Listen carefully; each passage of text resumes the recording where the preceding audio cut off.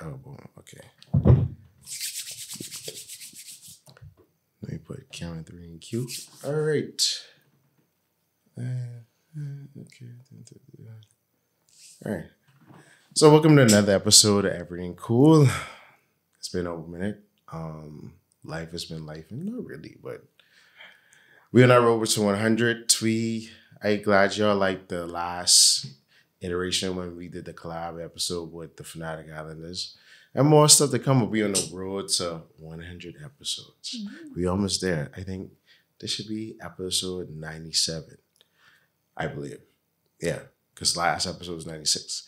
But without further ado, we have a special guest in the building, and I'm about to bring him on. Please introduce yourself, Mama. Yeah, we don't want to do anything to scare your children. That's the last thing we want to do. We don't want to scare anybody. The tourists come over to chill on the beach, but they don't come over the hill where we sleep. We got nightmares and they got fantasies. No sanity, it's just insanity. My mommy hoping nothing happens to me.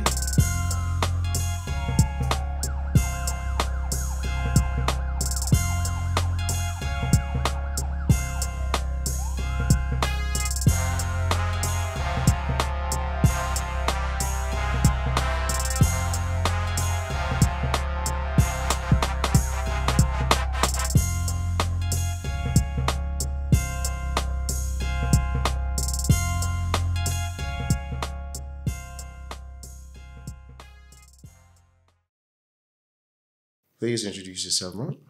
Hi, everyone. It's a pleasure to be here with Justin. I am, first of all, going to say congrats on so many episodes. Just chatting with you about what it takes to do this, and it's from passion, and that's really admirable. So congratulations on now your 97th episode. 97th with Miss... You didn't even say your name. I'm about to. Okay, good. Pleasure to be here. And my name is Jasmine Collins, and I've been an educator for over 18 years. So since I was in college, right at the start, I started as a teacher's assistant, and then I got my degree in early childhood education. So our topic of discussion is definitely something that's been on my heart since school time. I always wanted to be a therapist. I love people. I love the mind. I'm fascinated by how people take a difficult decision and recover from it. And yeah, I've had my own journey, as everyone would have, with mental health. So that's me. And again, happy to be here. This has come up more for me, especially since the pandemic. So when you messaged, though intimidating, because I've never done this before. Man, listen, you have to just jump in wholesale. You can't just hold back. It's like, okay, I have these conversations. All I'm doing is filming. And I always tell everybody, yeah, you might see the cameras and the lights. I can put up more lights and more cameras if I didn't feel like it, just go crazy. But I try to keep the set minimal. Yeah, this is. But after a while, you forget this is on, and you just concentrate on the conversation. So, with all our guests, I always extend to them this pleasure. We have this segment called the Bahamian word, phrase, or saying of the day. The Bahamian word. So, the floor is yours. So I have to pick a term or word. Or saying. Or saying. Yeah. I guess phrase too. Okay. All right. I will go with one that relates to me growing up as a Bahamian. Conky Joe. So apparently that term is now offensive. I think it started off from it started off from like a derogatory nature, and then. So I had to look it up, and it basically is a Bahamian of European descent, which would be a lot of us. A lot of our names are European, and colonialism, all that fun stuff that wasn't so fun, but it brought us here. And yeah, so I never grew up being called that. My dad would have experienced, so I always thought it was more of a red Bahamian than a white Bahamian. So I would have gotten more like white girl or, you know, cracker, even the American term. Okay. But never Conky Joe until recently.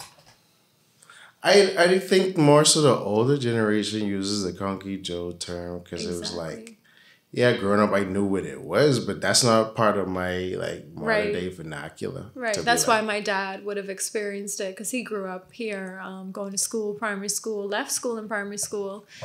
But no, it's now being said it's offensive. Whereas there are a lot of people who say, no, man, you shouldn't be offended by that. You know, that's your culture. And, you know. I remember one of my good friends, he was a trainer. He was going to call his brand Conky Joe Fitness. There you go. And I was like, okay. Like, right? I mean. Whatever works. Yeah, because it's like, I'm like, all right. Yeah. But I'm glad you brought that up. Like, how do you even feel about that term? So, for me, and it being described from my dad, I never saw it as negative. Okay. My dad is super cool and, you know, has this amazing charm and love of life and passion. He may have, you know, felt it was a separation or a distinction from being a Bahamian. You know, maybe I haven't had a chance to ask him, but I'd love to. So I don't see it as negative, but if other people are saying, you know, I think we're just more aware of words in general. We're more aware of way more things than we have been in the past. Yeah, so I would respect that, and I never used it, like you say, in our generation. I never would go around and say, oh, Conky Joe, you know. I would say Long Island, or in fact, I wouldn't use color to describe anyone. I just didn't grow up that way. Yeah. Yeah, because... I mean, only when it comes to, like, you have to identify somebody, but it's like... Yeah.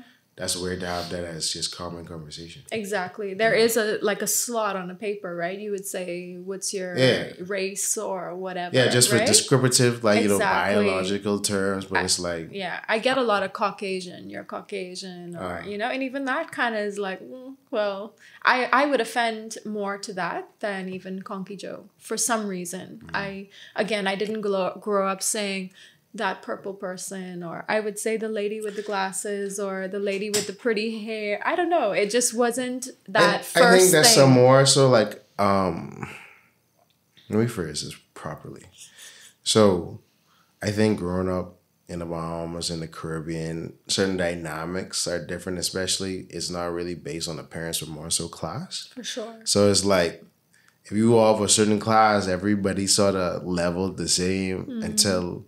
you sort of get more information and more nuances about the outside world, and then you start to, you know, be viewed different when you go into different spaces. It's true, and I was recently brought to my attention that some people may be offended by you simply asking, where are you from? And I was like, I ask it because I'm curious. Maybe I hear an accent. Maybe you look... you know, of certain Indian phenotypes. descent. Yeah, exactly, right? So, you know, someone said, oh, well, it may be not easy for someone, say, example, from Ukraine, you know, or those places. Actually, I just was speaking on this. Like, you know, you could tell people, well, how? Because I am super observant. Like, you could tell people different from different parts, or just by, like, how... certain sharp features, certain things like that. You know, the different nuances and things of that nature. And culture. Yeah. So different, right? So for me to say to you, hey, what part of Bahamas you from? Like, I want to know because I grew up Bahamian too. But to say to somebody, I know I said to somebody the other day, oh, do you visit Russia? That's your home. You know, she's no, I don't. And I was like, oh, you know, she said, I haven't been back since a child. For whatever reason, she took... you know, a little bit of offense to it. Or maybe for whatever reason, home isn't as inviting, you know, for her. But it's something I became aware of. Because, like, you know, even with the island thing, it's like, all right, you might grow up on an island where parking is parky. Exactly. Yeah. So, all right, so with being an educator for almost nearly 20 years, how has mental health. What has it mean to you during that time for yourself personally, and then as you see it, interpret it when it comes to other people? That's a great question. Like I said, I was into therapy, so I would have actually started off as a psychology major. And then I started to have things like anxiety and, just as a teen. And I realized, oh boy, I need a therapist. How can I be a therapist? Which is maybe a normal concern, but does a doctor not have a cold sometimes? We all need people to help us out sometimes. So for me, it was intimidating. I also realized that I probably would take home the emotions and traumas of other people. I find myself to be an empath, and I feel what others are feeling. Very sensitive and, in tune just with people. Like, I really care genuinely. So I thought it would be too much, but I find myself through teaching having to be doctor, therapist, lawyer, storyteller, everything to little ones that, you have more capacity than you realize when it's something you love, when it's something you're passionate about. So it kept coming back up for me. Therapy, psychology, the brain, emotions, trauma, having a class of 25-year-olds looking up at me. I mean, the most I was every day was a psychologist. You have to read the room and you have to figure out, okay, they have the attention span for this or the learning style for this. 4 years of college prepares you for being a teacher, but how do you then reach every child? That, I don't know if it prepares you for that. So I ended up going back to Barry University to start my exceptional student and gifted learners master's degree. Very intense cohort, weekends, and I completely burnt out. So that would have been my first experience with really struggling as a perfectionist, A-type personality. I'm working 2 jobs to pay for it. And I was like, man, I love doing this, but I can't make it. It's too much. So I had to stop. And I got like halfway through. So that was really a point of mental health is real, just as physical health is. And it's something to be maintained. You never arrive at, okay, I'm well, I'm healthy, I'm going to stay that way. There are daily steps and coping skills, ways of connecting with others that help you get through these difficult times, such as a degree that's commanding everything from you while you're maintaining relationships, while you're working. So it keeps coming up for me. I'm a survival swim instructor now. So you're not teaching anymore? Not in the classroom, okay. But since the pandemic, I lost my daycare center, or had to close it rather. I had babies 3 months to 4 years old for 5 years in Caves Village. So it was a great place to meet people. We were at ideal location and just expenses. Daycare is not a moneymaker, but we loved it. And again, you don't take 4-year-olds on Zoom and try to keep them up, through the pandemic. So we realized time to let it go. Definitely experienced a depression, a loss from, that business, that income, that outlet for me. I taught ballet there. I taught yoga for kids. That was my journey into yoga practice and how that helped me a lot with my mental health. And sharing that was really something I enjoyed. So I am survival swim instructor, learn to swim coach, and I love it. And it requires a lot of psychology because the kids are in an environment that isn't quite safe. You're bonding with them. You're a stranger. You're building trust. It's a lot of psychology involved, just as teaching is. So, tell me like how I guess within your profession and you personally, you saw like view mental health from the beginning to now? And how has it changed over the years? Because you would have started teaching, let's say, in the early 2000s? 17. So, yeah. So So and it a would lot have of been, time has passed. You know, just culture has changed. Yeah, for since sure. then. For sure. So tell me your perspective on that. All right. So I guess for me, mental health would have been something that was over there, right? I would have seen my mom go through bouts of depression, seasonal depression. She went away to school young. She started drinking young. And I think the awareness of mental health being a primary thing and then everything else is secondary, such as drug addiction and alcoholism and sex addiction, any addiction, gambling, anything. There's, for me now, I would say it's much more personal because I've experienced depression. They say every human will experience at least one bout of depression in their lifetime. But I think that's even more apparent now in younger people because of technology. You think it's just one bout? I would say the average human. You think it's just one? What I'm saying for the now average? is I think it's Right. got to be more. Yeah, The 'cause- awareness, right, is Yeah. different. Technology has brought us closer to what the symptoms are. So for my dad or my mom, it may have looked like drinking over a period of a week excessively. Whereas you'd have been like, oh, they're just having a rough day. Drink it off.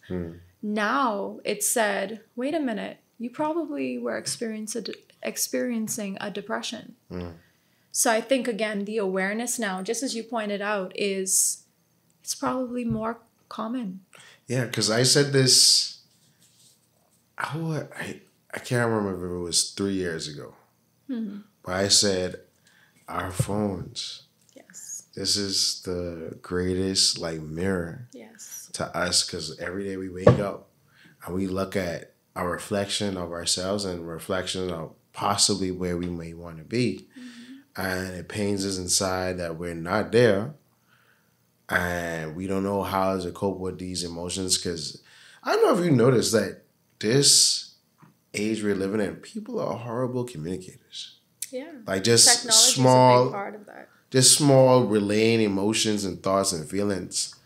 We can't really do the small things. So when it comes to like major things, it's just For sure. And out I of the think way. that's definitely cultural for us too. There's a lot of stigma and there's a lot of sweeping things under the rug. Oh, go to church or you don't have anything to worry about. You're 15, your bills are paid. I have food on your table. What are you stressed about? This word stress comes up so much more for our generation, I think. The awareness because of technology, the mirror. I love that you said that. I've never thought of it as a mirror because everything on your phone is there because you put it there. exactly. Your news feed is you. Your Instagram feed is you. Your stories, that's your life. And the comparisons to others. You're seeing the highlight reels of other people's lives. I take a minute to check out your status and I'm seeing you have a birthday party with all your loved ones and I'm home Alone. in pajamas dealing with a heartbreak. And I feel your life is so much more worthy and valuable than mine. Whereas, my mom's generation, they wouldn't have had that access. No. They would have gone out and said, hey, Justin, I didn't see you this week. What you got up? Oh, I had a birthday, man. It was so good. Let's go get a drink or let's go dancing or, you had to check in with people to stay connected. It wasn't as easy as sending an instant gratification message and not hearing back or hearing back. It's changed a lot. And I think technology is for sure one of the top things you look much younger than I am, but I grew up in an era where phones were coming up in late teens. Yeah, I was there. I was there for the BlackBerry. Thank goodness. Yeah. That I didn't have that at 14, 13. Actually, I'm glad you mentioned it. I used now that I'm sort of a senior in my industry, I get a lot of interns over the last 5 or 6 years. And I always ask them, how was it coming up in high school with having Snapchat and Instagram just be at its height. Because I'm like, I can't imagine you having all these apps going on at the same time. You having a social life and everybody. Exactly. And they always tell me like, yeah, everybody trying to pretend who they ain't trying to be and X, Y, and Z. Yeah, like I know a prominent person in politics, and you know, I think the Sun was posting like some smoking. You don't know whether it's a vape or whatever it is, and then they're like, "Well, you can't be posting those things because they're gonna look at our family and say we ain't checking for you or something's wrong." And it's like these things are on display. You know, we are literally sharing the movie of our lives through pictures, through videos, and people have much more access to you without really having access. That's why beyond this, nobody knows what's going on in my life. I even looked at myself like this year. I'm like, I gotta start posting more pictures of myself. Because I never take video of me doing anything. Maybe I'm like at work or on a production. I'm probably put that in my story. But like my day-to-day, no one knows. I'm like, I'm not about to share this with people just for some self-gratification to try to make myself no, or you know, trying to tie myself to my phone too much. Like I tell people, like sometimes I just feel like cutting my phone off because I don't want to be a part of it. Like that's a great awareness. So, do you find that you're more introverted than extroverted, or? I think I'm an introverted extrovert. Ambivert is what they call it. Yeah. I would say I am too. Because when I get in my mood and I don't want to be bothered, I disappear. But if you put me in a crowd, I light up the whole place. But it's like I have to take time to recharge. You know, go away a little bit, settle down. But then I always say I'm like a rising sun. Like I might be cold, but when I get hot, it's super, super hot, like supernova. But then, you know, it's either 0 or 100, never like 50 all the time. I love the visuals that you create, mirror, rising sun. Yeah. I do feel when I was in my teens, I would have been very socially driven. And I would not have had that awareness of, I need to recoup. I need to recharge. I'm like a battery. I need to be plugged in, whether that's taking time for just me or, you know, more intimate spaces rather than the whole big public arena of, you know, club and I didn't club much, but just an example of what a normal teenager would do. So that's another way mental health played for me, is I was always seeking social stimulation. Yeah, through friends, through meeting people, through wanting to go out when I was 14 and I had older friends and, you know, couldn't go, but it seemed like something I had to do. And so I find I'm an ambivert like you. Yeah, because some people, because what made me sort of become a little bit more, I guess, build my personality and on public faces, because just the sake for my job required it, you know, being in the film industry and wanting to advance, I had to become more sort of sociable, understand how to speak with people. But then at the same time, when I was in college, you know, doing psychology classes and anthropology and sociology classes and being a writer and watching how certain people have certain tics and understanding body language and these things. Okay, I use that to my ability, but then at the same time, I'm like, yeah, I don't want to be seen all the time. I just want to be tucked away and, you know, resurface when I want to do it.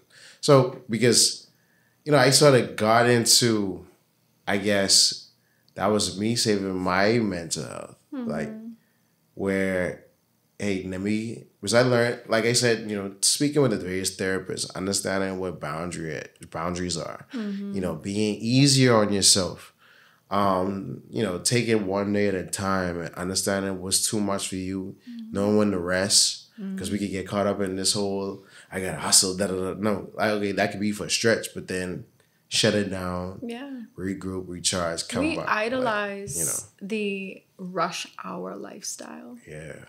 We do not take rest seriously. And that's something that definitely contributed to my burnouts with trying to get this degree, that degree, work this job so you could have this car or, you know, whatever it was. I found I was definitely super self-driven, but to a fault at times. So I now, since the pandemic, have really realized the need for rest and to restore your mind and take time for just to clear your thoughts, drive, meet up with a friend, you know, whatever it is that clears your mind. I find it's so important in this life that, again, highlights being busy, getting it done, making money, wearing the suit, and driving the fast, expensive car. Let me ask you a question. So, how did you get over your burnout? By jumping into something else. So that would have been, my first burnout would have been college time. And I would have been recently very newly married at that time. And I took some time after that to recover, and, you know, I think I had some anxiety meds prescribed, and they would help me sleep. So I always had kind of like this go mentality, to the point where sleep wasn't important for me. I felt sleep when you're dead, they say, right?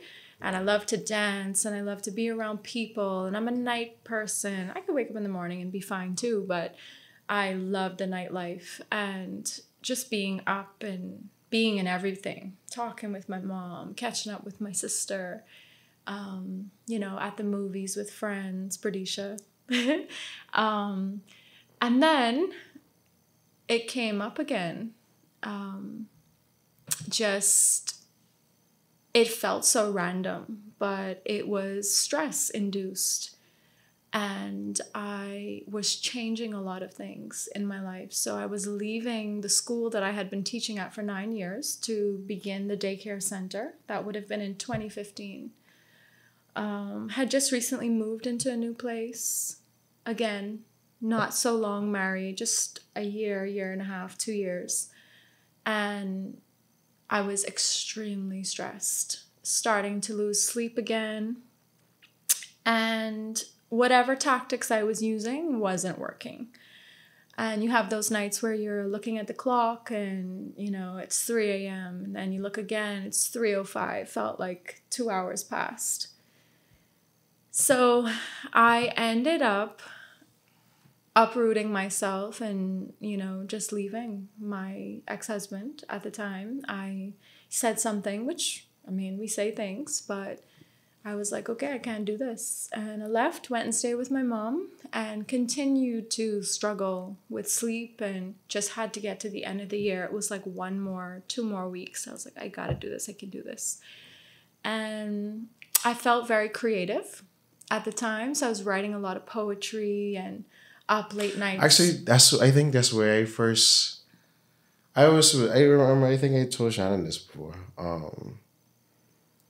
Like, back to the whole, I always saw people around. Yeah. It was when they was on a miscellaneous tour, and they performed at, I think, 2 Biggity upstairs. Yeah. Yeah, I think that's like one of the first times I actually saw y'all. Oh, okay. Yeah. Cool. So that's a long time. Yeah, she's been doing it since 2018. Yeah, that's cool. They've had like 12, I think. Yeah, because I think they have more. Like, they had a couple tours even before then. Mm-hmm. So yeah, they've had about 12 events, and it's amazing. It highlights, you know, local artists and open mic, and they talk a lot. I mean, every poem can be thought to be mental health, right? Like, if you really think about heartbreak and whatever it is, somebody brings up a poem about slavery and how they feel about it, how they view it. In that audience, I got a lot of chance to heal. So yeah, these are some of the ways I would have dealt with what I was feeling, was poetry. But I ended up getting divorced in 2015, and it really, really devastated me. So I ended up disappearing for a year and a half. And I mean disappearing. I let my phone go. I wasn't on social media. No Facebook. I didn't have Instagram at that time. And my friends were reaching out. The daycare center was about to open. I had set up all the furniture. We were getting the business license and setting up the team, and I just couldn't face it. I felt like a failure. I was like, I didn't drink. I didn't do drugs. I focused on my career. I was with one person for years and years, 10 years of a high school sweetheart relationship, turn marriage, turn future, it was just stable. So super brokenhearted, not taking care of myself, just my mom, my sister, having to watch me implode. And, it took a lot of time. I didn't get help. And I didn't know where to start. I felt so ashamed. So I eventually started talking with my ex-husband. We started to catch up, and just through email. So this was like years later? Or? This is like a year. Okay. A year and a half. And there would have been reaching out. We would have had to talk, right? But there was no talk of how we could rebuild our friendship. Right? And he would have sent me links to Eckhart Tolle and, just things that he was finding to help change his perspective. He would always say, Jasmine, you just need to change your perspective. And I'm like, what does that mean? It's so frustrating. How did you just change your perspective? And I started to read these things, and I felt a little bit more open to life again, I didn't want to live, to put it quite raw. I was suicidal for sure, for a few months back to back, and I opened up myself to a job, a pet sitting job, and I find that animals are, therapy. It's another level of communicating with something that gives and receives love. So I started taking these jobs. It gave me a little money again. It gave me some contact with people, but not overly so. So you still had the daycare around the same time? The daycare was still going on. Okay. My mom was running it. Yeah, we had opened it together, and she was handling everything very stressfully, but, she did what she could to make sure it continued, and it did. It wasn't doing super well. As you know, when you open a business, Yeah, of course. it takes a while to gain some traction, know? Right. Yeah. And seeing me suffer was on days motivation to keep going. And then on others, it was a complete chaotic, heartbreaking situation. So that was a self-heal situation. And then I could also contribute, seeing things on TV or hearing something my mom said, or again, reaching out to friends who would have shared positive feedback with me. Friends asking, where are you? We want to see you. We love you. There's nothing you can't face. A little job, a little money coming in to inspire me. So I got back out there and healed in a sense. At what point you stop and consider maybe I need to see professional help? So the thing is, I have a diagnosis, and I didn't get it at that time. That would have been now my second time really breaking down, right? You could call it a burnout, you could call it a mental break, you could call it, there are many things, The pandemic hit, and we were 5 years into the daycare. I would have been 5 years divorced and doing really well, traveling and having this balance that I never had in life, really feeling like life was worth living. I think I went on 6 trips in 2019. Then the pandemic hit, and the financial strain of maintaining the daycare and also renting my living space, my mom and I together. Not seeing friends, not being active. As you know, we were on lockdown. So I tell you. Yeah, that brought it up again. And my mom was like, Jazz, this is reminding me of the last time. And I don't want to see you go through that again. My sister, you know, she was like, this just doesn't seem like my sister, you know? It's hard to hear that. But I won't say the crazy thing, the scary thing about my diagnosis is you don't feel like you need help. And maybe that's with a lot of things, like an alcoholic. I'm fine. I've got this under control. You're the one with the problem, you know? Or a drug addict or a sex addict. Makes me feel good. So why are you upset about it? You know, get over it.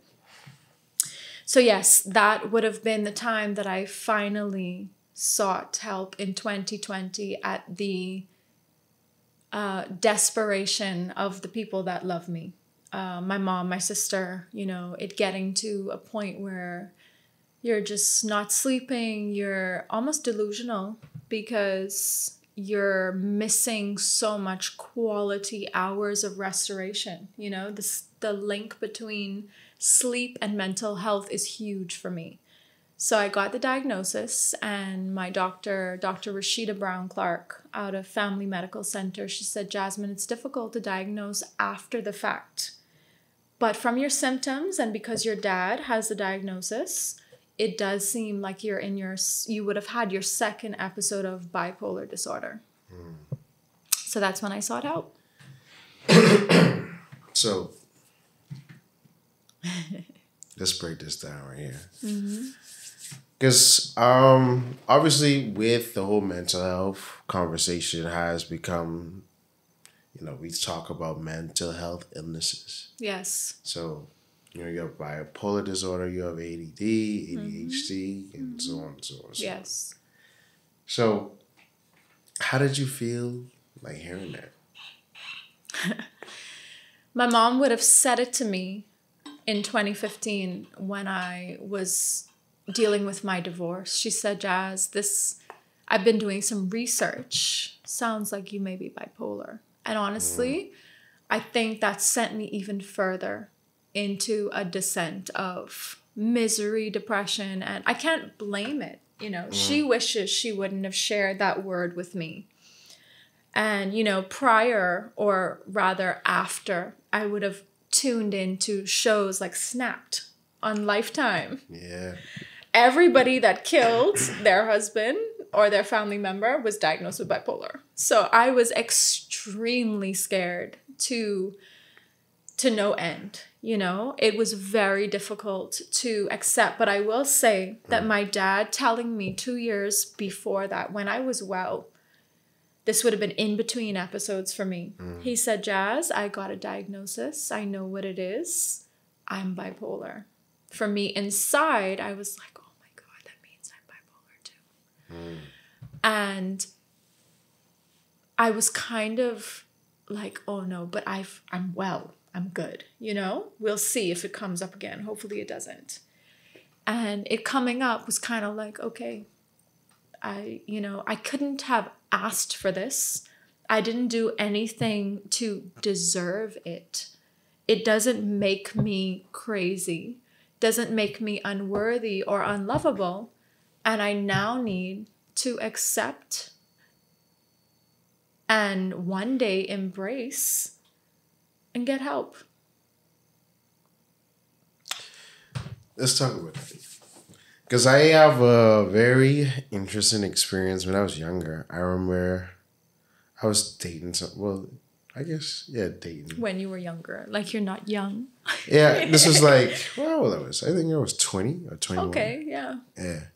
And when people hear bipolar disorder, they think you flip into these manic rages. And you do. There are two different kinds. Bipolar 1, not to interrupt you, bipolar 1, bipolar 2. One is with psychosis or mania. And I have bipolar 1. So that is you would consider it the more extreme. Bipolar 2, they experience highs and lows, which is characteristic of someone going through bipolar episodes. They probably would experience lack of sleep and creativity, and, you know, then all of a sudden you fall really hard and you're depressed, can't get out of bed, don't want to take a shower, don't want to see anybody. Nothing you loved before brings you joy. So, yeah. Yeah, I did the Bahamian thing, and I was like, you bipolar? You got demons, right? And then that just keyed her off. And I was like, okay, I'll never do that again. But obviously, as time passes and you get more information, it's like, you get to understand people suffer from chemical imbalances, and not all the time chemical imbalances just solely happen in the brain, but through the rest of the body. Yes. And how do you feel with, because you use some key terms in the last 30 minutes. You said, you're an empath. You say your diagnosis, you're bipolar. Do you feel like people take on these terms and just use them frivolously? Oh, yes. So I'll give you an example with bipolar, people not understanding. Since I had a group mental health support meeting on Thursday, I've heard the word bipolar, not there, but after. Just people talking to a dog or talking about the weather. They're like, oh, you bipolar. Oh, this weather's so bipolar. They do, and they don't. And again, the word crazy.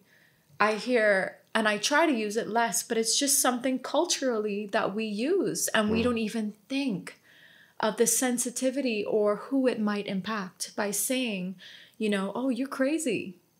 Oh, you got bipolar. That means you crazy. Like you on a different level crazy, So yes, I think it's just ignorance. I'll put it down to ignorance and lack of knowledge about a topic, or maybe you don't ever come in contact with a family member or a friend who shared this with you to help develop your compassion or empathy for such a case as some diagnosis, some condition.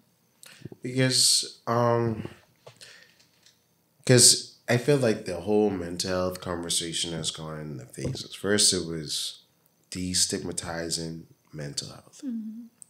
Then it came, it's okay, everybody is, all right, we're not going to disregard someone saying that they're having mental health issues or they're feeling depressed or anxious or stressed or whatever. Mm-hmm. Then it came into, okay, we all accept it and we say, go to therapy. And that's one of my favorite catchphrases. Go to therapy. You going through this, go to therapy. Like Harrison told me this back in 2020. If your dog died... Harrison helps? Yeah. That's if your dog died and you feel a way about it, go seek help. As small as it may be, just go seek help. Because I love that a man told you that. And that's what I'll say is I am extremely in awe and admire you as a young Bahamian man talking about topics that other people fear to discuss, whether for backlash. People have asked me, are you prepared for the backlash of talking about this, or for people judging you for, maybe something you did in the past or something in the future? And they say, oh, that's because she's bipolar and she said that. And, I'm afraid I don't want to be her friend, or I don't want to date her, etc. I ended up going through a period of dating as somebody who recognizes and embraces, well... I was going to ask you about it. Like, how do you deal with it, and how does your partner, deal with that? Yeah, so I, first off, dating with it, I said, I'm going to own this, whether I fully accept it. I need you to know, as a person who's going to be in my life, this could happen, and I could completely change in mood, right? Because it's a mood disorder. And one day I could, be super depressed, and you may not recognize who I am. And I found, Justin, that people were so, I would say, willing to meet me where I was at and to listen to how they could possibly be there for me in those times. And I can't say that they would have seen it through because I didn't stay with any of them. But I definitely dated someone who was like, you need to come off them pills. And he didn't even know me for long enough to see how they were benefiting. So I am on medication, which is a mood stabilizer and antipsychotic. Still getting used to saying that term. It's difficult for me because that's when people really do fear, you know, the unknown. There will be only a few amount of people who would have experienced the psychotic version, right? The ability to go there, right? And I can't really say I remember. I can say I remember feeling super exhausted and probably paranoid about things, not seeing things, you know, it wasn't like that. It was more like, oh no, you know, somebody's listening on my phone, or they don't want me to. But that wouldn't that be like schizophrenia?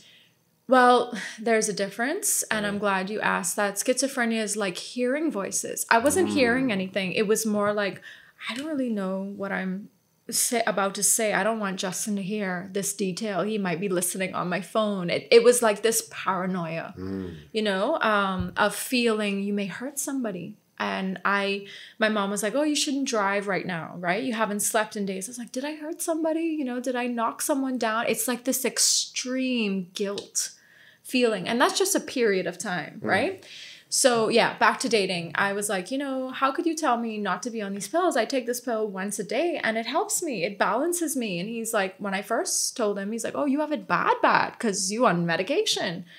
Again, this is lack of knowledge, you know. I don't even blame that person. It just wasn't the situation for me. I had come so far in that journey of accepting and at that time embracing what my diagnosis is, not even leading with the fact that I am bipolar, but this is something I deal with.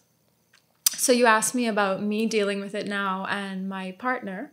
So I have a huge support system in my friends, in my family, and now my boyfriend. And it was something that straight up, right up front, I said to him, you know, I need you to know that this is what I deal with, and you're meeting me at a time where I have it under control. You know, you're meeting me at a time where I'm getting help. I don't know if there will be a day where I will relapse. And you need to know that it's difficult. There is potential admittance to hospital, Sandilands. You know, I've never been admitted, but, you know, a lot of people who go through this have been. So, you know, he listened and he was like, you know, I love you, care for you, and I'm here to weather any storm. That's basically his response to most challenging situations. And for me, it was a way of saying, you know, I can't change this, right? This is something I have to accept about myself. But I thought it would turn him off, and I kind of was prepared for him to walk away or to say, I can't deal with this, you know? How you feel about... Are you trying to frame it? It's good. That's fine. So, you know, as men, it's sort of like this underlying fear that, you know, at any point, the woman you with can flip. And it's just, oh, women just do this. Oh, women just do that. Like, you know. So, I don't know, maybe not in this particular situation, but maybe a lot of men that may feel that if a woman says she's bipolar, that's just women being women. That's interesting that you say that. I've never heard it put up like that.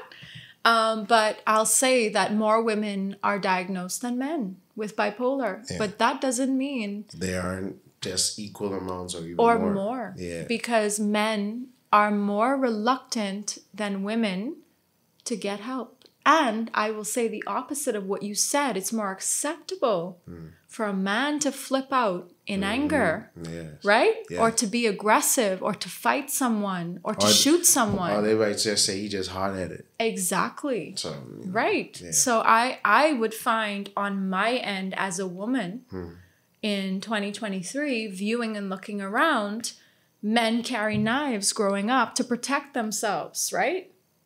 I might have a blade somewhere. I'm telling you, right? Might, And I'm fascinated by this topic because Yeah. every Bahamian man that I come in contact with said they would have carried a knife. Yeah, I probably need to go get a new one.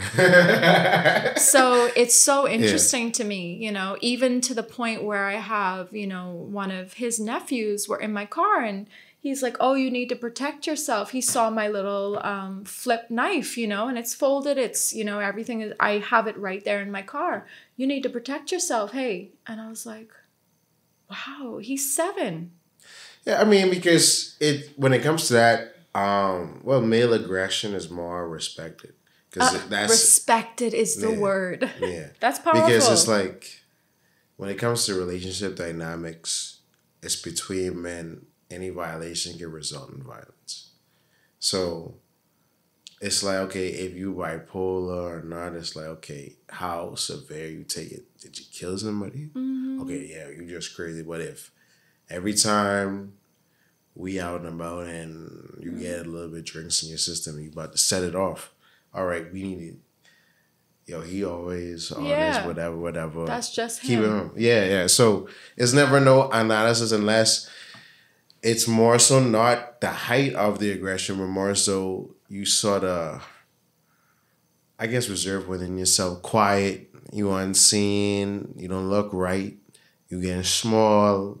Yeah. You know, you're not upkeeping your appearance, Yeah. like things like that. So it's not. You can't hold down a job. It's also characteristic for people who have bipolar to have a lot of broken relationships.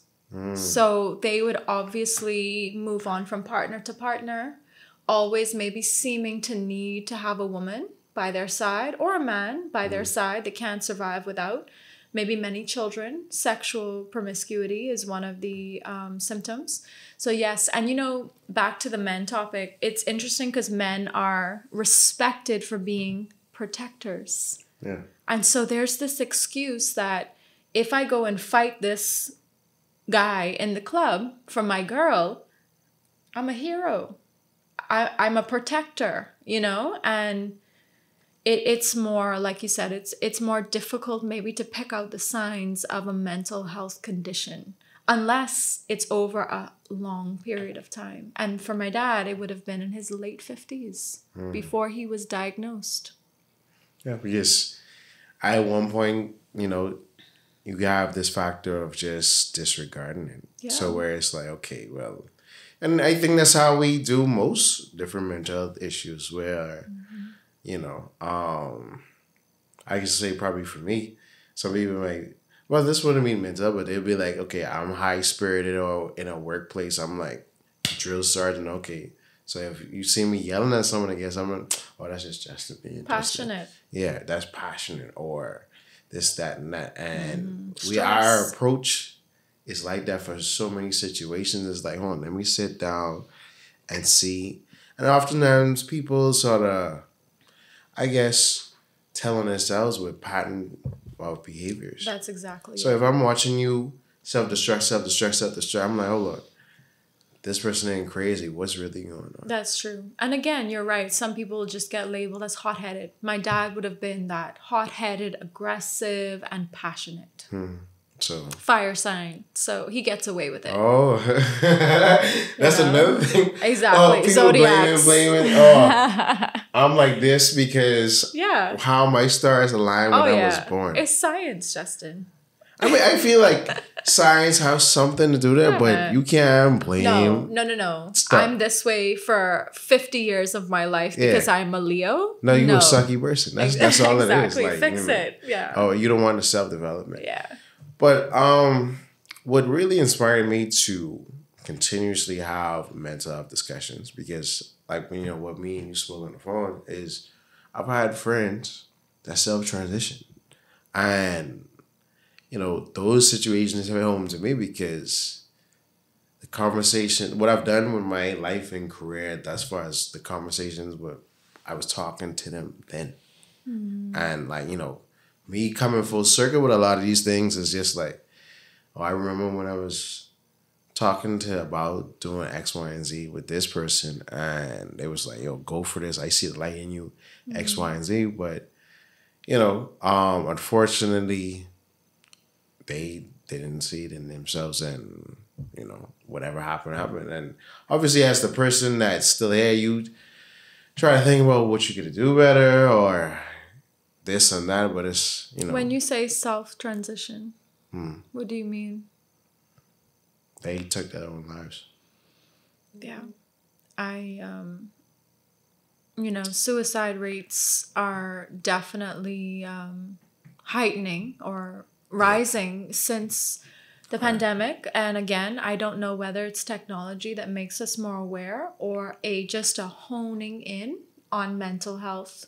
Especially, I would say, one that broke my heart, and everyone breaks your heart, but the DJ from the Ellen Show, young black guy, American guy, so much talent, and he was the joy of the show. And Ellen adored him. He had just celebrated his anniversary with his wife a few days prior. The post is there on his page, and again, that's a snapshot, but this is a human who had the creative outlet of being a DJ, being a public figure, talking about so many topics that he was passionate about. 2 young kids, a wife, seemingly no money problems. They looked into that, they said, and he chose to take his own life.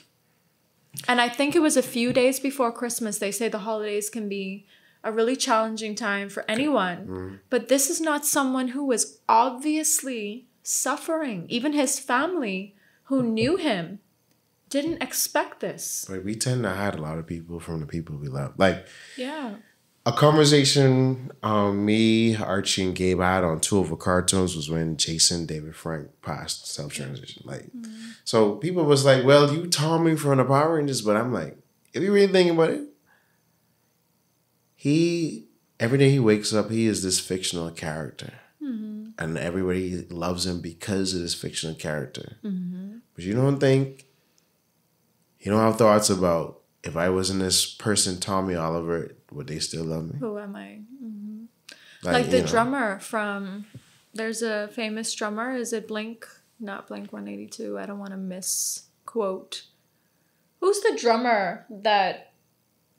Was it from Linkin Park? Linkin Park. No, was he the drummer? No, it was, I forget what his name. One of them. Yeah. Unfortunately, I don't. Members. Yeah, but his family, again, were like, he was joyful. He was laughing. Like, we did not see this coming, and I don't think I've ever been able to hide what I'm going through. Now, people at work, you leave what you're going through at home and you come to work.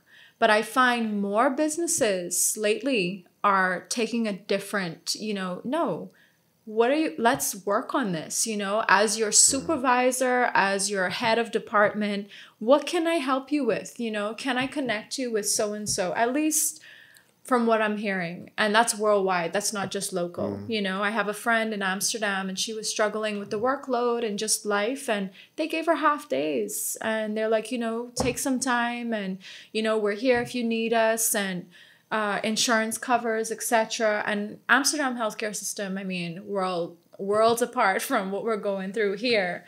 But it's inspiring to know that, these things, again, are being talked about and highlighted. And I want to touch and just say that your word self-transition, that seems so much more positive, or, and maybe everybody wouldn't feel that way. Yeah, but I've had conversations about, like, just say they suicide, but it's like, yeah, that's like a sort of hard, and just in respect of the person. It's respectful, and suicide, and they say, if you commit suicide, you're going to hell.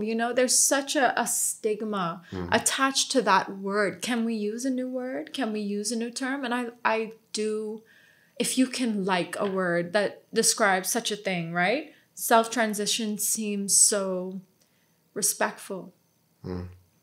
Because just dealing with mental health myself, it's like you have a monkey on your back. You feel like you have like these hands pushing your shoulders down. And You're great with your visual references. Yeah, because as a thinker, I'm always in my head. So that's why I could see.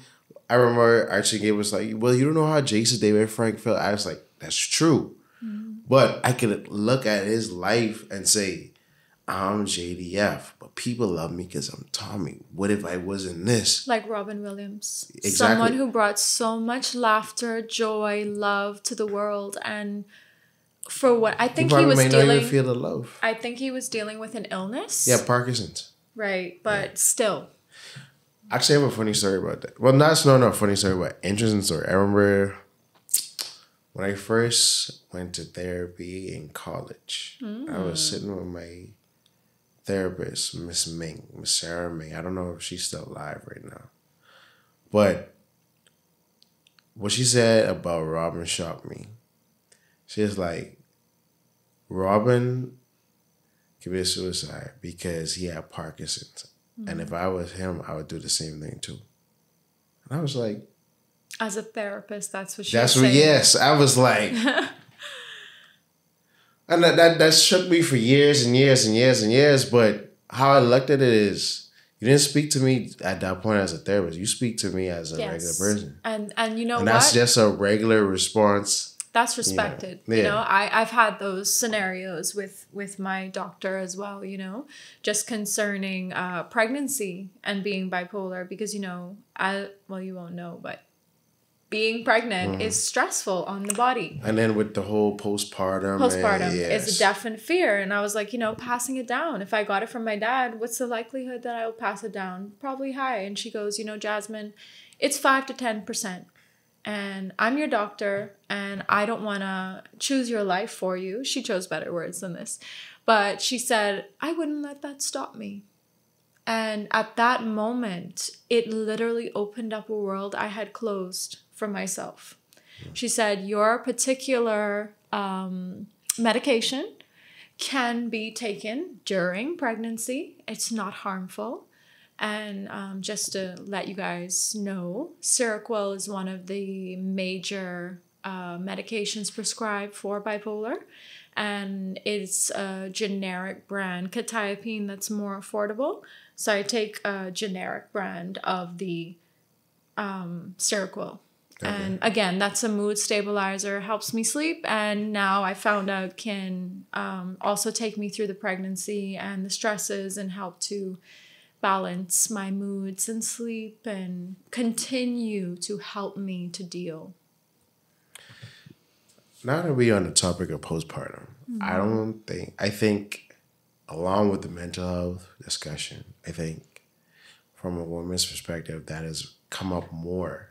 Yes. As to, you know, because I always speak with a lot of different friends, like, why do a lot of marriages fail? Like, you know, I work a lot of weddings, and I just always say, like, shit, the rest is like, I hope you all pass that 2 to 5 year window, because all you got 2 to 5, and a lot of times the relationships dissolve around the first child. Yes, and maybe due to the woman not understanding what postpartum is and the symptoms of it, and then men just being like.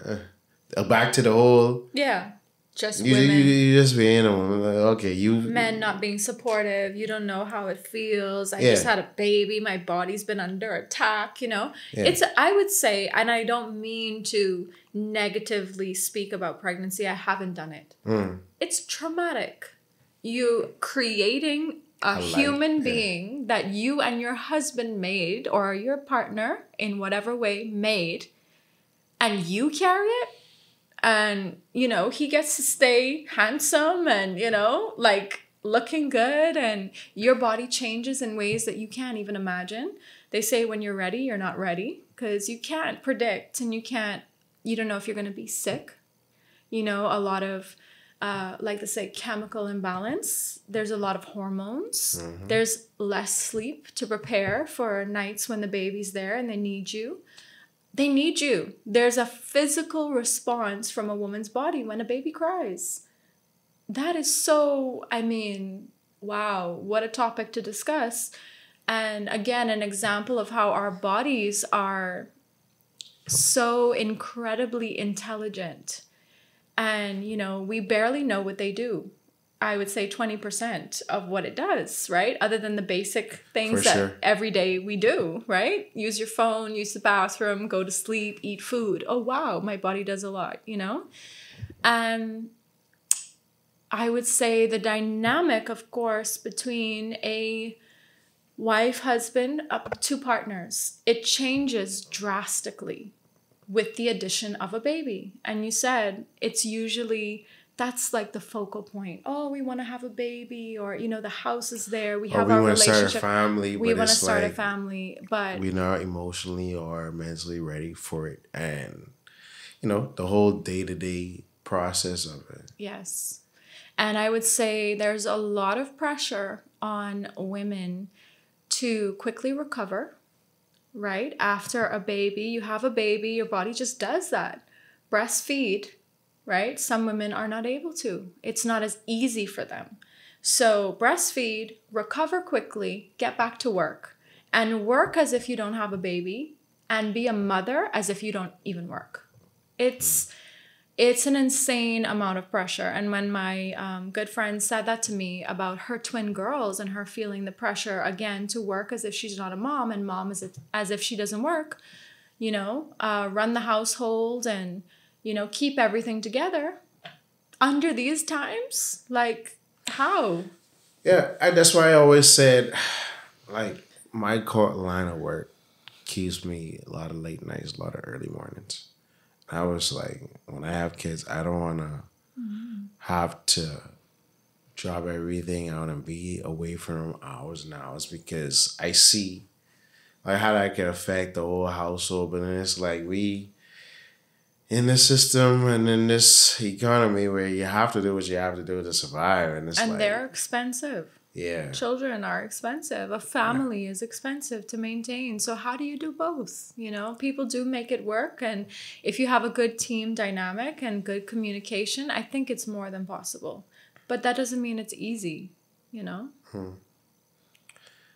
Wow. So what, after all these years of being an educator, what made you say, finally, let me broadcast my voice and start a podcast to talk about mental health?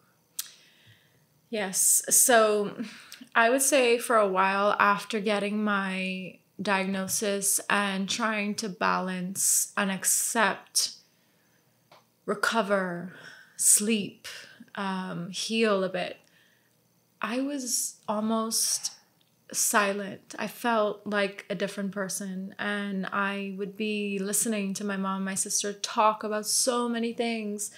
And my sister's a creative, so she has so many passions. And I mean, like, it's this way and it ain't that way. So passionate. And I always admired that about her, but we always joke that I would be the one interrupting, and so much to say, and again, so passionate, right? I almost couldn't remember that side of me. And she says I still interrupt her, but I am back better and stronger than I was before. Yeah. But I had these years where I stood back from everything, myself even, and observed.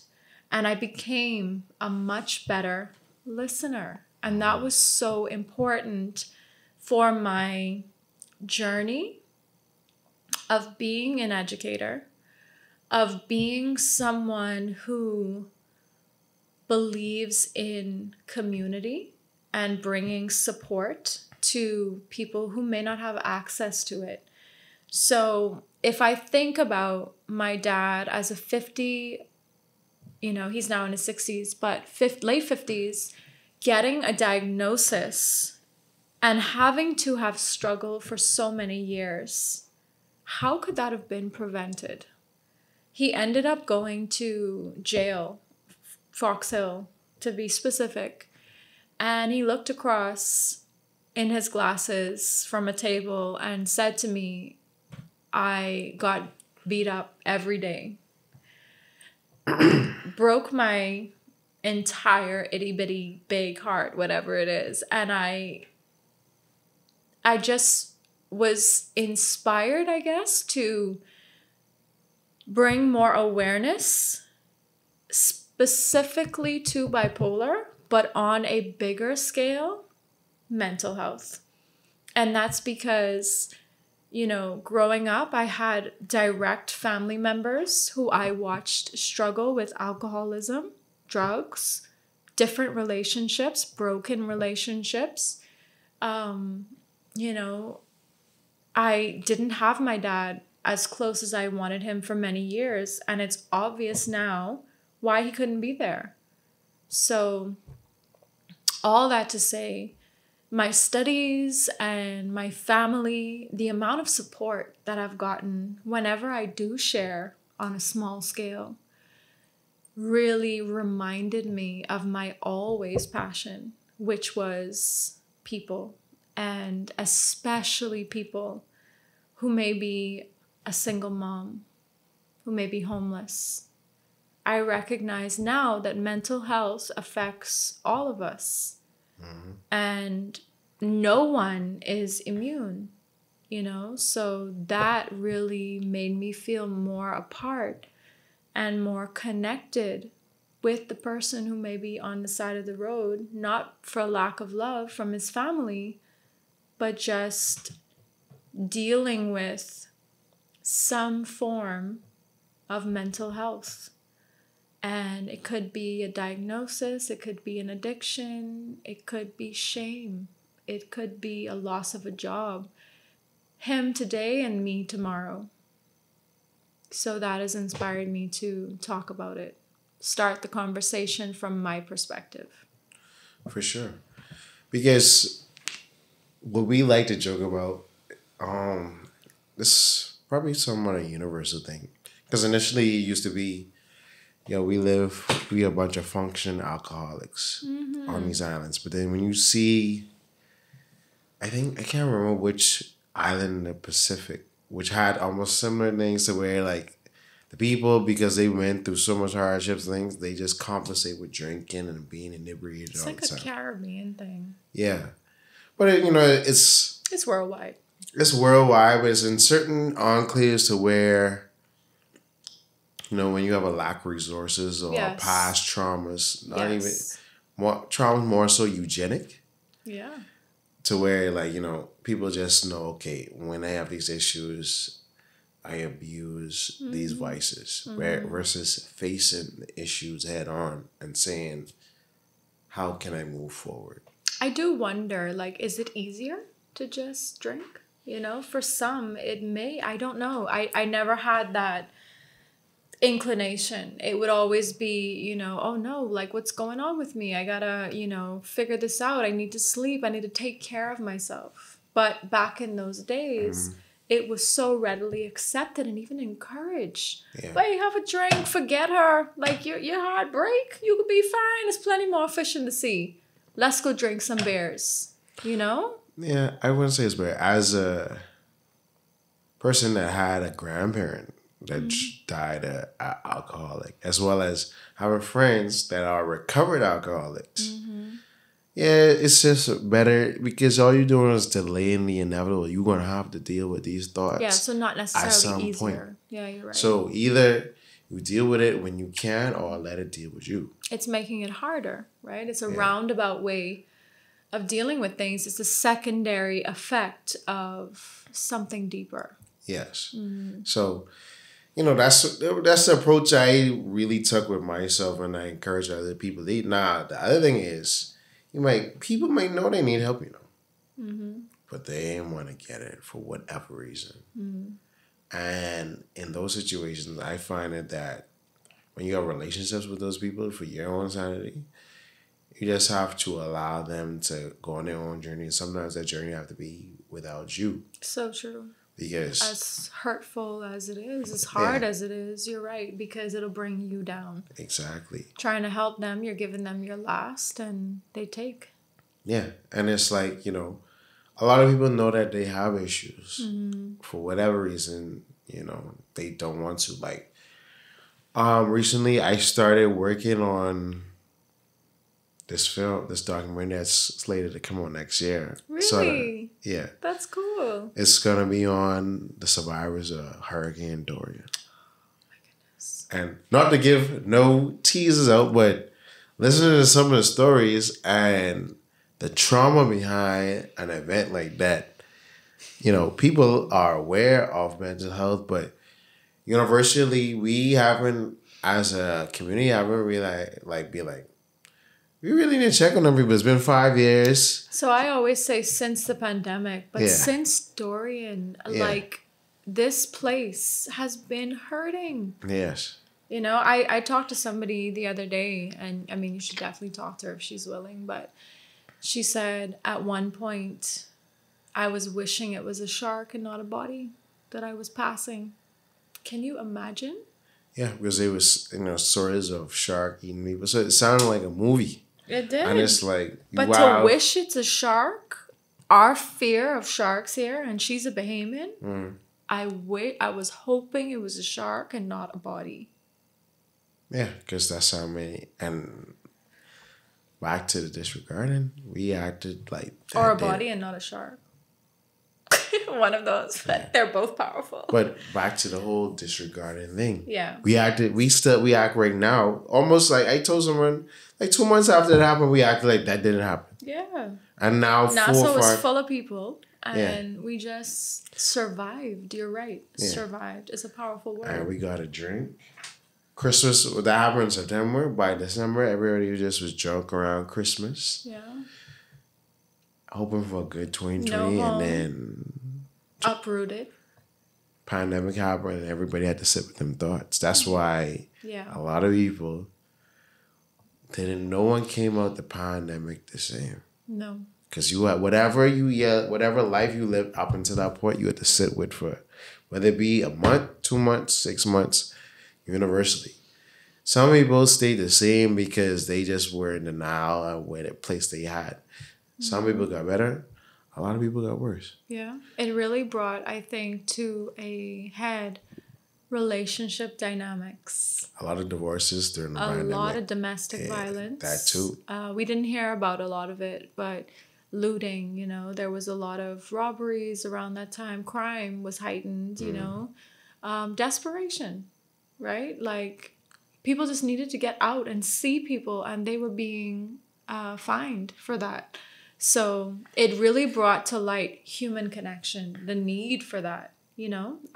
I found, and I suffered because I didn't have that. I didn't have the ability to go and see my friends or go out and go for a jog. At certain points, you couldn't go beyond, you know, your backyard. Yeah. So you're right to say it's really Dorian where this whole trauma aspect came in, and trauma is in all of us, you know, childhood trauma, and apparently we hold it in the body. Yeah, that's why I say a lot of it is eugenic. Yeah. And what I've realized too as I've grown older, we sort of disregard how much we hold in as children and how much we carry that on to adults. So you find yourself hitting your 30s and you still unpacking what happened as a child. You don't even unpack what happened as a teenager yet. Mm-hmm. And let alone the decade that you just came from. So it's like, not until like you 50 and 60 lived a whole life, you unpack all these things, but your life then over, so you don't even have the opportunity to change it. When it's already taken in your body and created sickness, right? Stress is the number one killer, we're told. And most, you know, cancers, they're saying there's a direct link, obviously, between genes and, you know, substance abuse, and deeper than that, stress. Yeah, because stress tears down the body. Mm-hmm. That's why, like, when I hear people, as someone who was suffering from burnout himself, the only way to cure that is no 2-week vacation can cure that. No. The only thing that can cure that is change of environment.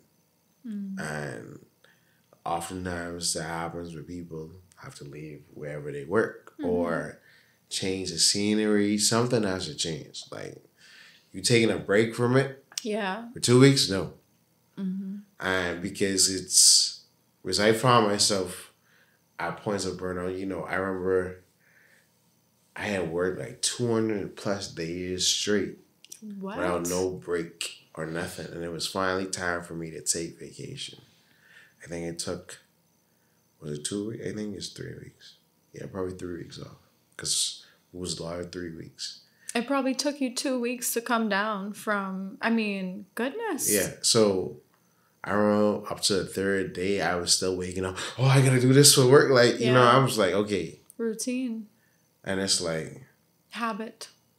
Not just a habit, the whole, if I don't get this Mind. done, like, just settle you within yourself and decompress with that and everything like that. And then after that whole experience, I was like, whenever I have free time, I'm taking it. I don't care. Like, if I have days, I go on. Like, Don't this wait whole until you're forced. work. Like, no. Yeah, and I would say, you know, for me, I was always told by my mom, who's like a guru in her own right, but she said, wherever you go, there you are. So just as you said, going on a 2-week vacation, you could be in Bali, you could be somewhere so relaxing. Was you worried about work? You're still there, and you're still you, and you brought everything with you. You didn't leave anything just because you got on a plane and packed a bag. You know, there's so much baggage, trauma, stress. You said you have an active mind. You know, those things are the things that we work toward coping with, you know. And some people choose an alcoholic beverage, you know, snort some cocaine, a porn video, and others call up a friend, set a therapy session, or take their meds. All workout. And the gym and the working out is such an amazing outlet. I've danced since I was 7, since we moved here to Nassau. But it helps me so much. And it's interesting, after going through depression and realizing I don't love anything. This was after the last one, so 2020. I was like, I have to go back to dance. It will help me because I gained a lot of weight from the medication. So that's one thing about the initial meds that I was on. And I went back to dance, and I was like, I couldn't get joy from it. I couldn't even remember the steps, where choreography came so easy to me. And that's basically remembering step after step after step, you know, to a whole dance. I couldn't remember the steps. And, you know, it just, my body wouldn't move. Depression is physical. It's so physical, you know, and it kept me from being who I wanted to be. And eventually, working through it, it got better and better. So the gym and, you know, these places that give you an opportunity to socialize a little, but also focus on your wellness. And that's the physical, but there's such a mental release with building yourself, taking time, and, you know, that heart rate accelerating, and the sweat and everything involved in doing a dance session, or lifting some weights, or, you know, a Zumba class, or kickboxing, you know. These things are great avenues for mental and physical health. So, as we wrap up, when are we expecting the release your podcast? So I had initially spoke with Our News Bahamas. That would have been my initial decision and outreach to share that I've received this diagnosis, and they released a beautiful little clip in the news. And I said January. However, as you would know, putting this together is not as simple as snapping your fingers. And I'm so grateful to be in your space, to see something that's already set up without forgetting that this took hard work and thought. And you have to... still the process going. You have to maintain this. This is not something that you can just leave and show up when you feel like. You're doing this. You're committed to this. And so I'd love to have more conversations with you on maybe doing some joint ventures, or, jumping on your podcast, you jumping on mine. So the now date, after a few maybe fundraising events and other things to work toward this being something sustainable, I would like to release it in March, because March is World Bipolar Day on March 30th.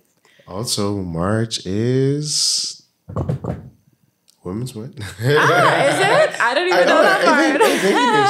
Well, that's really cool. They was killing that. How you could talk about this and it's Women's Month. Yeah. Well, men have a month too, and we'll definitely it was in highlight. November. Yeah. It was November? I think so, but men don't care about that month. Oh, boy. No, you always be like, oh, what about Father's Day? Nobody cares about Father's Day. Yeah. No, but yeah, so definitely 2024. And I have a page on Instagram at the.starfish.project. And that is the brand for all things, I would say, wellness, all things. I'd love to create a center in the heart of town where people could come in and get a hot cup of coffee or a hot meal, or say, you know what, I'm struggling mentally. Is there a therapist, in the building? Medication? Is there any way you could help me get my meds? Just a place that keeps a pulse on what's happening locally and can get people the link of what support is available for their need. So yeah, the podcast, then there's monthly, which is just started, group support meetings for mental health. We had our first one on Thursday at 6260 Art Gallery. And this is just a space where you can come and share if you want, or listen. And it was a great start. It was small and intimate. My mom, my sister, my boyfriend, of course, were there. We're sitting around. I'm like, nobody's coming. Yes.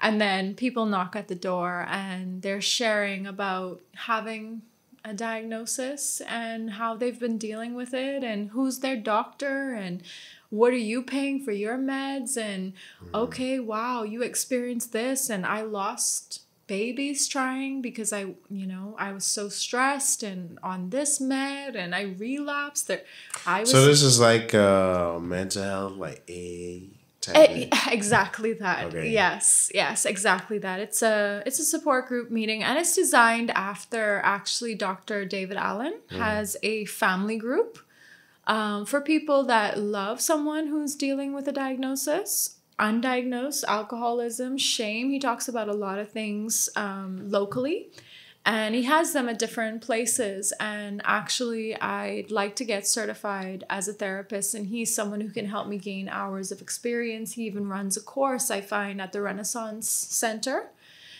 which is in Sandyport. So yeah, he has those and has been doing it for years.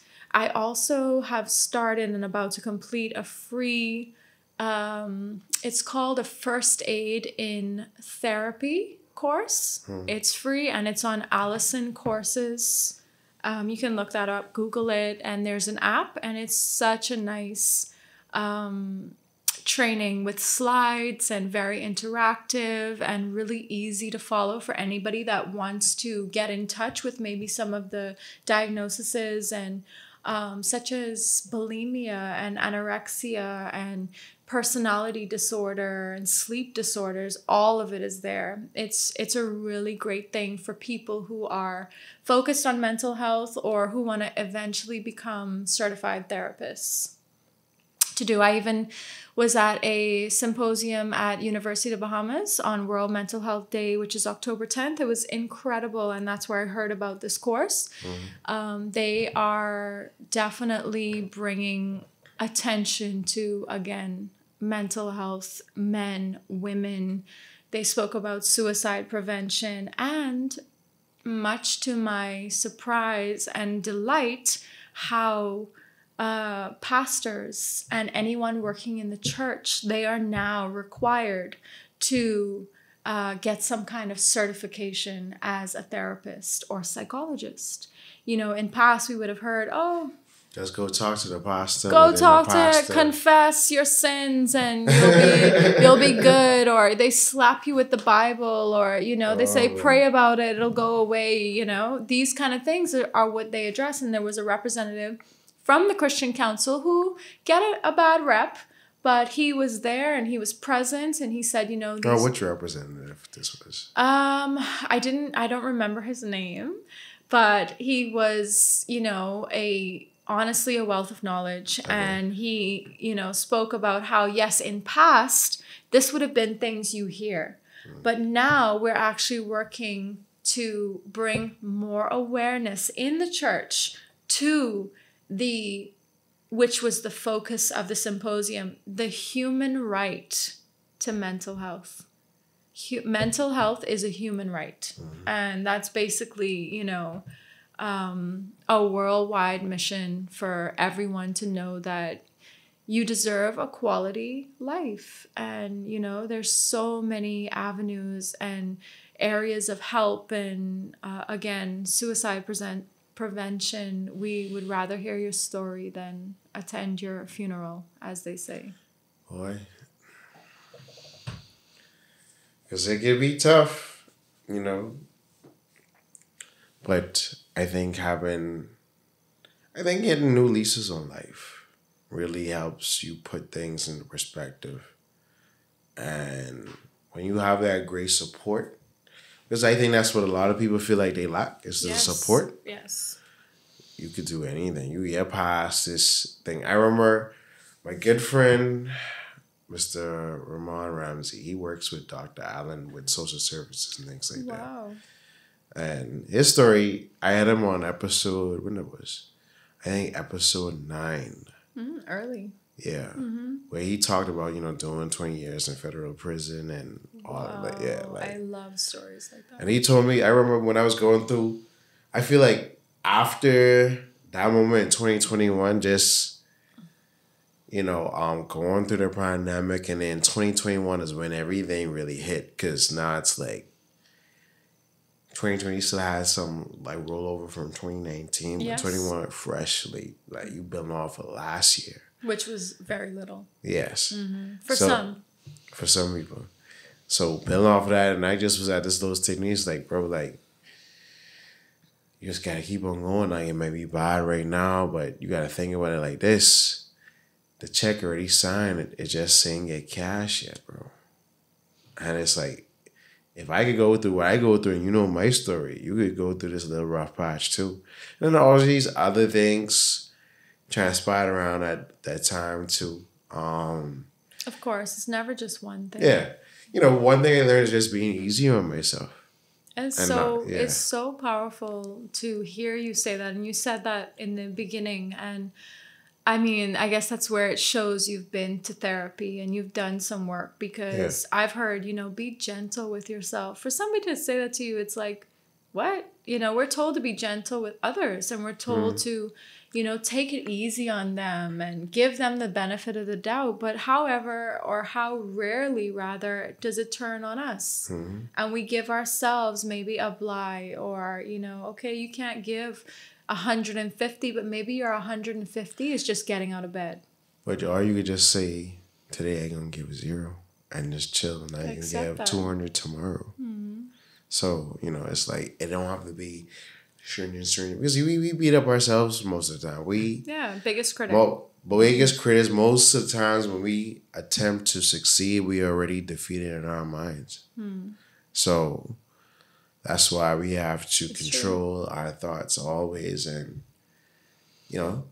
take it one day at a time, because it might be hard now, but we get out of it.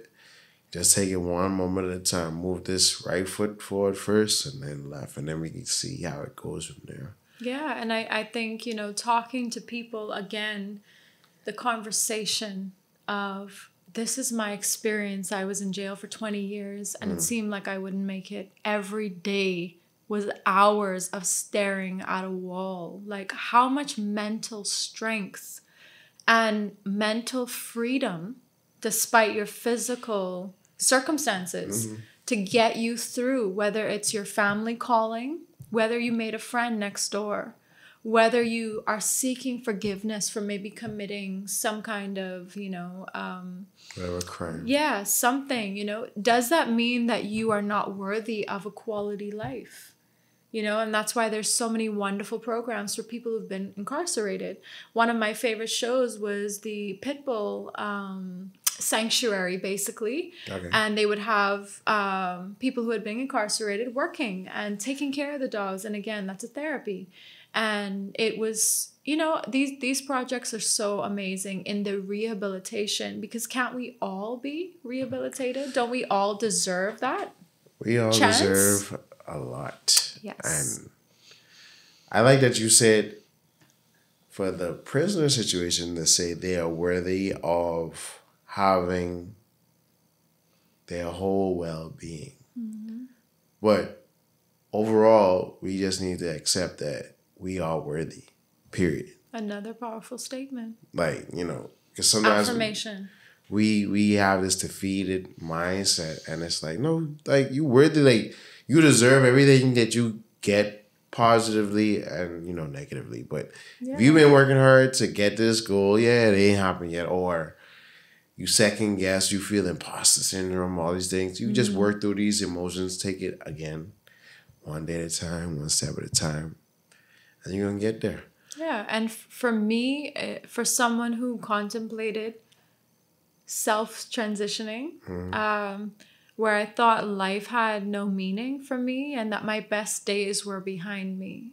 I can tell you, I am living my best days. And had I not stuck around and had the attempts not failed, I would not have been here to see that and to give myself a chance to forgive others, maybe where I felt hurt, and also to forgive myself.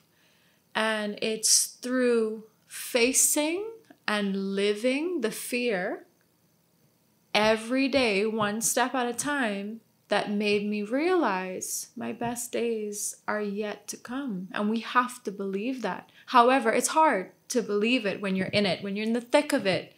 But to hear you say to me as a friend or even a stranger, we get these moments of insight from, hey, one day I was in prison. The next day I was out and I have a family. I'm at the height of my career and I love life. And with that, it's been a pleasure having you on, because we feel like we go on for hours and hours. We'll have to do episode 2. Part 2. Part 2 is I feel like I had a whole list of questions. We didn't even look at those questions. I was ready for you. Yeah. He had me studying. Yeah. Sometimes I just like to go off with energy and just be like, all right, let's spin into this. This is so natural. Yeah. Yeah. But we're going to definitely get a part 2, because I ain't even get started yet. Yeah. Because that last phrase when you said you realize that you have more behind you than what you were seeing at that current moment, I really, really resonated with that. Yeah. Especially with just recently happened, with me getting on I'm like, boy, if I'd have just, just faded in the black, I wouldn't have seen everything, especially what happened this past year, come to pass. And it's like, certain moments I was waiting my whole life for, and it's like I lived it already. Yeah. And it's just getting started. Yeah. Where you felt like this is the end.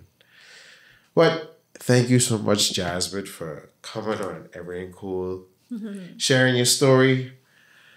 I feel like I know you, but then I know you through your sibling. That's pretty cool because, she's super cool. So if you know Shannon, and she had all great things to say about you, I actually only recently asked her, so, hey, what's the connection? Because it's kind of strange for Shannon to, just throw, something like that at me, right? It had to be very specific and intentional. So she was like, he's a cosplayer. I was, what? That's cool. She said, yeah, he just got highlighted on Punk Black for 20 top cosplayers to watch. Yeah, Black watch for cosplayers. 2024. Yeah. I still don't know how I made that list. Yeah. But you back to what I was saying, you have to say that you're worthy. Even exactly. though Exactly. And you know what? Yeah. Other people may not see what goes into it, but they see you shine, and they will definitely say, you know what, he deserves his props. This is his area and he's doing it, and I respect that. Yeah, for sure. And then they just be quiet about it. True. Because they'll pull me to the side at a function and be like, hey, I like what you're doing. True.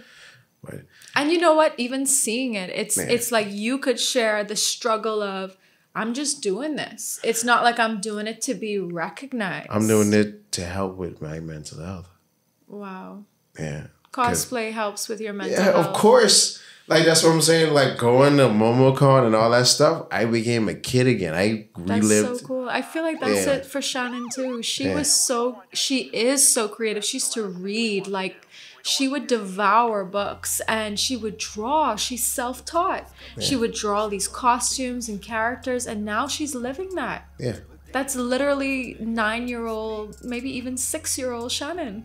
But that's so part cool. 2. Yeah. We got to talk about healing that inner child and embracing that inner child. Yes, powerful topic. For sure. But we're going to sign off for now. We didn't want to keep y'all too long, because I know if y'all going to listen to our almost 2-hour podcast. But this is a very interesting conversation we got to revisit. But until next time, we can catch y'all later.